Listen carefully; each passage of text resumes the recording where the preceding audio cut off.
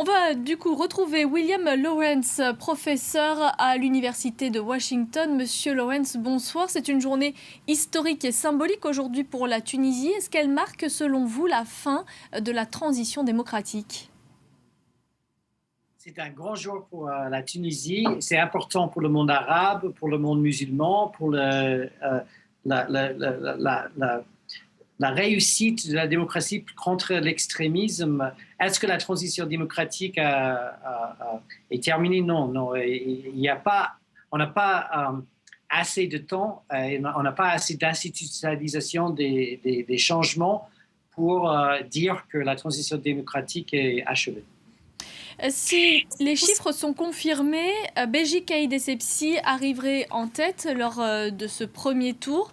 Ce n'est pas une surprise. Comment expliquer cet engouement pour cet homme ?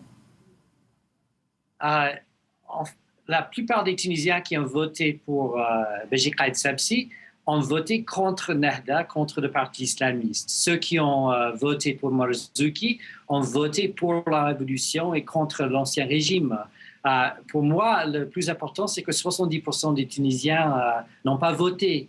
Et il y a beaucoup de Tunisiens qui n'ont pas confiance en les partis politiques.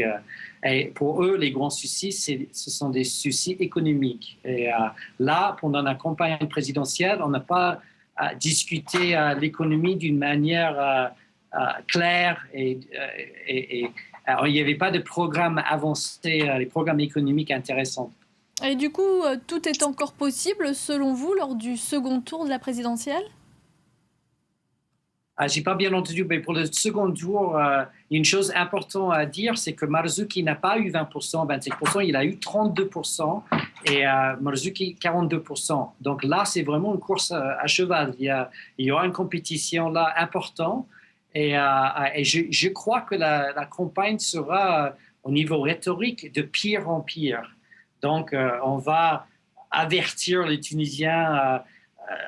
On va leur dire que le pire va se passer si l'autre candidat gagne. Donc, on va entendre beaucoup plus parler de l'islamisme et des problèmes de terrorisme d'un côté. De l'autre côté, on va vraiment